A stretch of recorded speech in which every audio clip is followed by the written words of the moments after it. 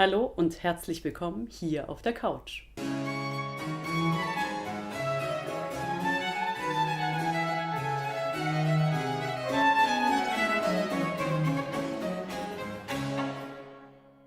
Heute geht es um 5 Marketingtricks, die Telemann anwendet, damit seine Musik besser an den Mann oder die Frau kommt. Trick Nummer 1: Pflege deine Kontakte. Telemann war sehr kommunikativ.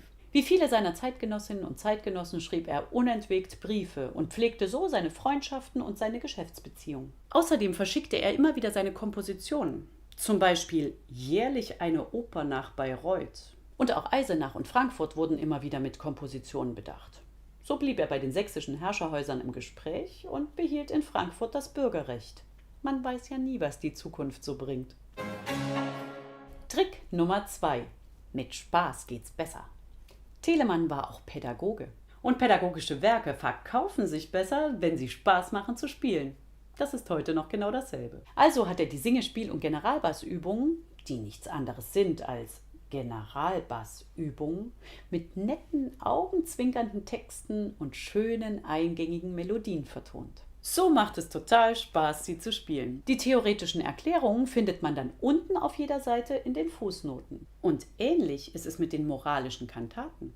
Die gehen im Quintenzirkel auf und ab und wenn man sie hintereinander spielt, versteht man den Quintenzirkel besser. Trick Nummer 3: Kenne deine Kunden. Telemann schrieb für den Bedarf und das Können seines Publikums. Und das waren meist Laien, wenn auch gute. Deshalb kommen uns manche seiner gedruckten Werke auch recht schlicht vor. In der Oper aber oder in der Kirchenmusik wollte man natürlich höchste Kunst. Hier lieferte er beeindruckende, farbenreiche, repräsentative und nur von Profis ausführbare Werke. Trick Nummer 4: Schaffe dir deine eigenen Vertriebswege. Telemann war nicht nur Komponist, Musiker und Konzertveranstalter. Nein, er war auch Verleger. Er brachte seine Stücke und manchmal auch die anderer Komponisten in seinem eigenen Verlag heraus. Und dabei kümmerte er sich um alles, von der Komposition übers Layout, den Stich bis hin zum Vertrieb. Mehr Infos dazu gibt's in meinem Film über den Verlag. Durch ein weit verzweigtes Abonnentennetz, das er per Post beliefern ließ, wurde er auch über die Grenzen Hamburgs bekannt. Nach einer Weile hatte er eine lange Liste von Subskribenten, also Menschen, die seine Werke schon vor Herauskommen abonniert hatten. So hatte er eine Mindestabnehmerzahl.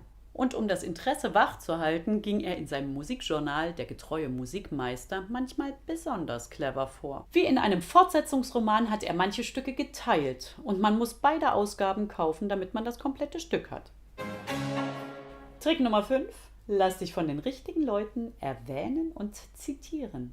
Telemann hatte einen illustren Freundeskreis. Er stand in Kontakt mit Komponisten, Musikern, Dichtern, Philosophen und Naturwissenschaftlern. Also gefühlt mit allen, die in seiner Zeit was Spannendes zu sagen hatten. Und wenn die dann publizierten, wurde Telemann gern mal erwähnt. So wie beim gefürchteten Musikkritiker Johann Mattheson oder bei Johann Adolf Scheibe, dem Herausgeber des Kritischen Musikus, einer Wochenzeitschrift. In dieser Zeitschrift analysierte er die neuesten Entwicklungen in der Musik und gab Anregungen, in welche Richtung es seiner Meinung nach am besten weitergehen sollte. Telemann wurde in diesem Zusammenhang immer als leuchtendes Beispiel dargestellt. So war allen klar, dass Telemanns Musik zeitgemäß und spannend war. Und das musste man sich doch mal angucken, um auf dem Laufenden zu sein. Oder nicht? Perfektes Marketing.